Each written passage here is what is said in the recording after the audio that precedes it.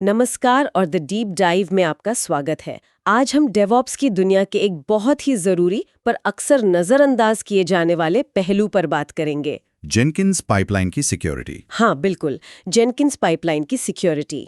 हमारे पास जो सोर्सेज है उनमें एक तो जेनकिंस सिक्योरिटी पर एक डिटेल गाइड है और साथ ही दो बहुत ही प्रैक्टिकल वीडियो ट्यूटोरियल भी हैं। हाँ, और वो दोनों वीडियो AWS सीक्रेट्स मैनेजर के साथ जेनकिंस को इंटीग्रेट करने पर फोकस करते हैं। तो आज का मिशन साफ है। पहले हम जेनकिंस में जो आम सिक्योरिटी की गलतियां होती हैं उन्हें समझेंगे और फिर सीक्रेट्स, मेरा मतलब है पासवर्ड्स, API कीज, इन्हें मैनेज करने का एक पावरफुल सॉल्यूशन देखेंगे। ये उन सभी के लिए बहुत काम की चर्चा होने वाली है जो अपनी CI/CD पाइपलाइन को ज्यादा सिक्योर और मजबूत बनाना चाहते हैं। तो चलिए इस पर गहराई से बात करते हैं। सबसे पहला सवाल तो यही आता है कि सिक्योरिटी इतनी ज़रूरी चीज़ है, फिर भी इसे इतनी कम प्राथमिकता क्यों दी जाती है?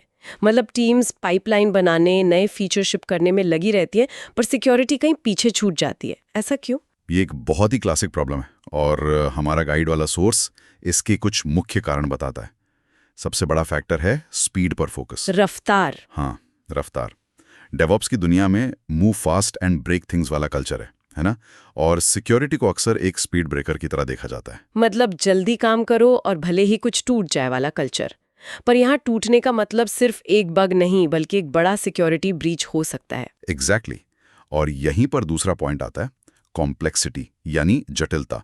सिक्योरिटी मेजर्स को लागू करना कई बार मुश्किल लगता है। टीमों को लगता है कि उनके पास इसके लिए टाइम या एक्सपर्टीज नहीं है। सही कहा।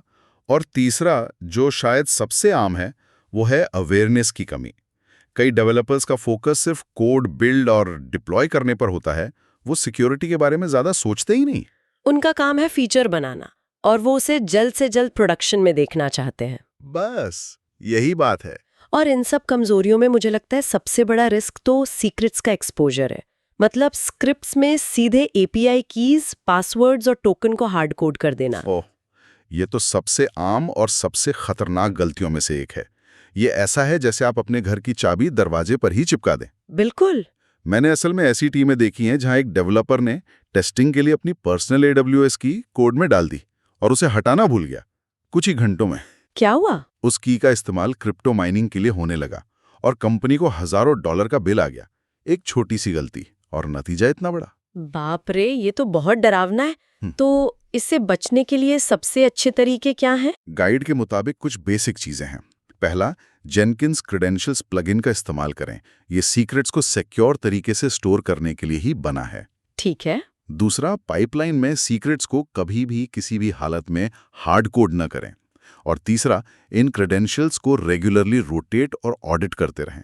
रोटेट करना मतलब बदलते रहना। हाँ, ताकि अगर कोई की लीक हो भी जाए तो वो ज्यादा देर तक वैलिड ना रहे। गाइड में कुछ और रिस्क्स का भी जिक्र था, जैसे प्लगइन और डिपेंडेंसी, सप्लाई चेन का रिस्क।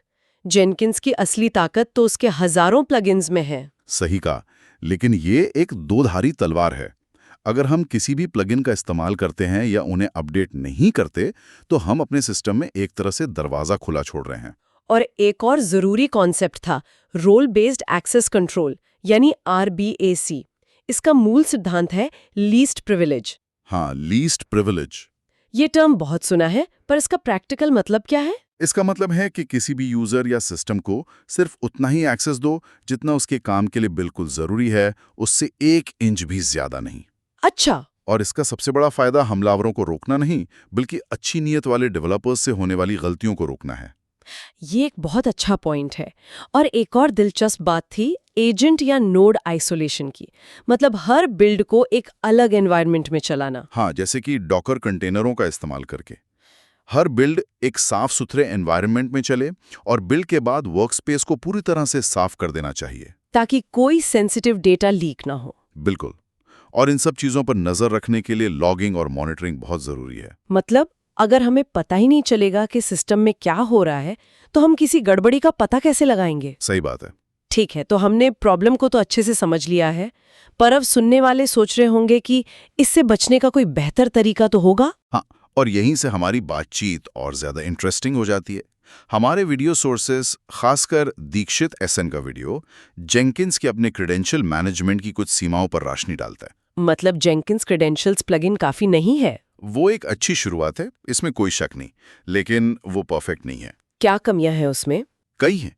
जैसे एक बार आपने कोई क्रेडेंशियल बना दिया तो उसकी असली वैल्यू को देखना या वेरीफाई करना लगभग नामुमकिन है। अच्छा, ये तो सिक्योरिटी के लिए अच्छा है, पर कभी-कभी मुश्किल भी हो सकता है। हाँ, और अगर कोई एडमिन गलती से उसे डिलीट कर दे तो उसे रिकवर करने का कोई आसान तरीका नहीं है। मतलब गया तो गया। और शायद ऑटोमेटिक रोटेशन भी नहीं है। एग्जैक्टली। ऑटोमेटिक सीक्रेट रोटेशन के लिए कोई नेटिव सपोर्ट नहीं है। आपको खुद याद रखकर पासवर्ड बदलने होंगे, जो अक्सर कोई नहीं करता, और कोई वर्जनिंग सिस्टम भी नहीं है। तो इन सभी प्रॉब्लम्स के सॉल्यूशन के तौर पर हमारे दोनों वीडियो AWS सीक्रेट्स मैनेजर का सुझाव देते हैं। ये एक अच्छा ऑप्शन क्यों है? अगर हम दोनों वीडियो की बातों को मिलाएं तो इसके कई फायदे हैं। सबसे पहले तो ये सीक्रेट मैनेजमेंट को सेंट्रलाइज करता है। मतलब एक ही जगह पर सब कुछ। हाँ, सोचिए अगर आपके पास 10 अलग-अलग जेंकिंस सर्वर हैं, तो हर एक पर अलग-अलग मैनेज करने के बजाय आप उन्हें एक ही जगह AWS सीक्रेट्स मैनेजर में रख सकते हैं। ये तो काफी आसान कर देगा चीजों को। बिल्कुल। और दूसरा, ये उन सभी प्रॉब्लम्स का सॉल्यूशन देता है जिनकी हमने अभी बात की, जैसे ऑटोमेटिक रोटेशन, वर्जनिंग और एक्सीडेंटल डिलीशन से प्रोटेक्शन। ये तो काफी दमदार लग रहा है। तो ये इंटीग्रेशन असल में काम कैसे करता है? चलिए प्रोसेस के मेन स्टेप्स को समझते हैं। दोनों वीडियो के हिसाब से प्रोसेस काफी सीधा है।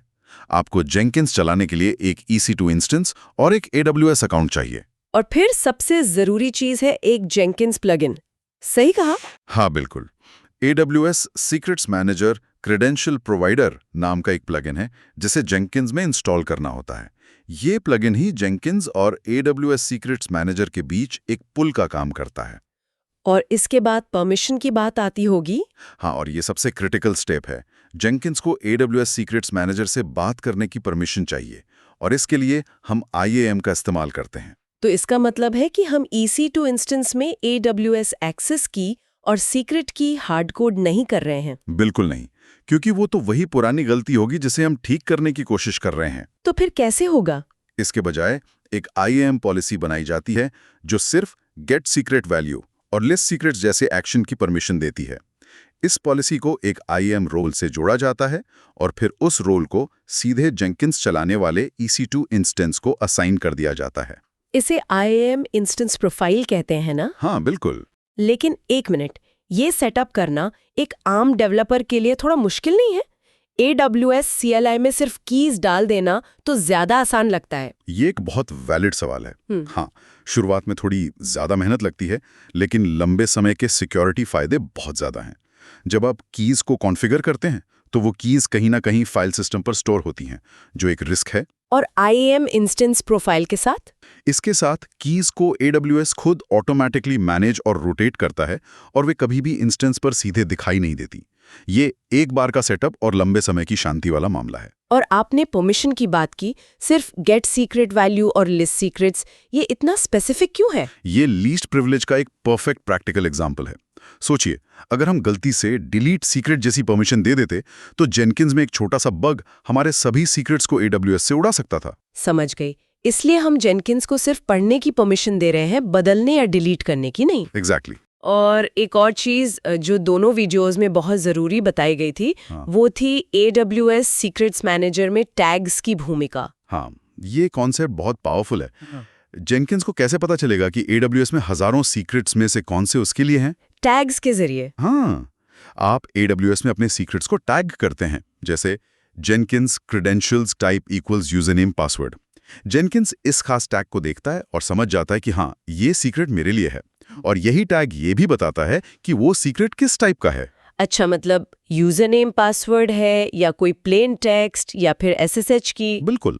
ये टैगिंग सिस्टम पूरे इंटीग्रेशन को बहुत फ्लेक्सिबल और स्केलेबल बनाता है। ठीक है, थ्योरी तो समझ आ गई। अब इसे और प्रैक्टिकल बनाते हैं। डेवऑप्स डायरी वाले वीडियो में कुछ अलग-अलग तरह के क्रेडेंशियल्स दिखाए गए थे, है ना? जरूर। वीडियो में पहला उदाहरण एक यूजरनेम पासवर्ड क्रेडेंशियल का था, जिसे एक डेटाबेस क्रेडेंशियल के तौर पर दिखाया गया था। हाँ, जेनकिंस पाइपलाइन स्क्रिप्ट में उसे विद क्रेडेंशियल्स ब्लॉक का उपयोग करके एक्सेस किया गया। इससे दो एनवायरनमेंट वेरिएबल बन गए, एक यूजरनेम के लिए और एक पासवर्ड के लिए। और उन्होंने उसे टेस्ट भी किया था, सही कहा? हाँ, जो कि बहुत अच्छा था। उन्होंने ऑथेंटिकेशन को कंफर्म करने के लिए http-bin.org जैसी एक ऑनलाइन सर्विस का इस्तेमाल करके एक टेस्ट भी दिखाया। इससे ये साबित हो गया कि पाइपलाइन AWS से सही क्रेडेंशियल्स ले रही है और उन्हें इस्तेमाल कर पा रही है। दूसरा टाइप था सीक्रेट टेक्स्ट। ये शायद API कीज जैसी चीजों के लिए सबसे कॉमन यूज केस है। बिल्कुल, ये एक सिंपल स्ट्रिंग वैल्यू होती है। पाइपलाइन इस सिंगल स्ट्रिंग को लेती है और फिर उसे सीधा कर्ल कमांड या किसी और टूल में इस्तेमाल कर सकती है। और फिर एक एडवांस्ड यूज केस भी था, SSH प्राइवेट की। ये सिर्फ एक ऐप को ऑथेंटिकेट करने से कहीं आगे जाता है। ये एक शानदार उदाहरण था जो दिखाता है कि ये सोल्यूशन कितना वर्सेटाइल है। क्या किया था उन्होंने? वीडियो में एक नया जेनकिंस एजेंट या स्लेव नोड सेटअप किया गया। फिर मास्टर जेनकिंस को उस नए नोड से कनेक्ट करने के लिए AWS सीक्रेट्स मैनेजर में स्टोर की गई SSH की का उपयोग किया गया। अरे वाह! ये दिखाता है कि कैसे एक सेंट्रलाइज्ड सीक्रेट्स मैनेजर न केवल एप्लीकेशन सीक्रेट्स बल्कि आपके पूरे इंफ्रास्ट्रक्चर के एक्सेस को भी मैनेज कर सकता है। और यहाँ दीक्षित SN के वीडियो से एक और जरूरी बात जोड़नी चाहिए। जब ये सीक्रेट्स जेनकिंस में सिंक होते हैं तो वो जेनकिंस UI में दिखते तो हैं, लेकिन उनकी असली वैल्यू हमेशा छिपी रहती है। हाँ, मास्क रहती हैं। एक एडमिन देख सकता है कि DBC क्रेडेंशियल्स नाम का एक क्रेडेंशियल मौजूद है, लेकिन वो उसका पासवर्ड नहीं देख सकता। बिल्कुल, ये फिर से लीस्ट प्रिविलेज सिद्धांत का एक और बेहतरीन उदाहरण है। जेनकिंस एडमिन को ये जानने की जरूरत नहीं है कि पासवर्ड क्या है, बस ये जानना काफी है कि वो मौजूद है। तो चलिए आज के इस पूरी बातचीत को समराइज करते हैं। हमने जेनकिंस पाइपलाइनों में छिपे सिक्योरिटी रिस्क से शुरुआत की और देखा कि सीक्रेट्स को मैनेज करना कितना प्रॉब्लमैटिक हो सकता है। फिर हमने AWS सीक्रेट्स मैनेजर का उपयोग करके एक मजबूत और प्रैक्टिकल सॉल्यूशन देखा, जिसमें हमने न केवल क्यों बल्कि इसे सेटअप करने के कैसे को भी समझा। हाँ, IAM रोल से लेकर टैग्स के महत्व तक। और इसका अंतिम निचोड़ यह है कि AWS जैसे एक्सटर्नल सीक्रेट्स मैनेजर को इंटीग्रेट करना सिर्फ एक टेक्निकल अपग्रेड नहीं है, ये सिक्योरिटी एज कोड की ओर एक कल्चरल बदलाव है। मतलब ये सिर्फ एक टूल बदलने के बारे में नहीं है। नहीं, बिल्कुल नहीं। ये आपके सिक्योरिटी के प्रति नजरिए को बदलने के बारे में है। आप सीक्रेट्स को एक डेवलपर की समस्या के रूप में नहीं बल्कि इंफ्रास्ट्रक्चर के एक मुख्य हिस्से के रूप में देख रहे हैं, जिसे ठीक वैसे ही मैनेज करने की जरूरत है जैसे आप अपने सर्वर या डेटाबेस को करते हैं। बिल्कुल सही कहा। ये सेंसिटिव जानकारी को पाइपलाइन के लॉजिक और कोड से पूरी तरह से बाहर निकालकर एक डेडिकेटेड, सिक्योर और ऑडिटेबल सिस्टम में ले जाता है। और इससे डेवलपर्स को स्पीड पर फोकस करने की आज़ादी मिलती है, जबकि सिक्योरिटी को एक ऑटोमेटेड और सेंट्रलाइज्ड प्रोसेस के तौर पर हैंडल किया जाता है। और हमारे श्रोताओं के लिए एक अंतिम विचारणीय प्रश्न। अब जब सीक्रेट्स को पाइपलाइन कोड से बाहर निकालकर एक सेंट्रल और सिक्योर जगह पर रख दिया गया है, तो अगला कौन सा कॉन्फ़िगरेशन या सेंसिटिव डेटा है जिसे इसी तरह से मैनेज किया जा सकता है ताकि CI/CD प्रोसेस और भी ज़्यादा मजबूत और लचीली बन सके?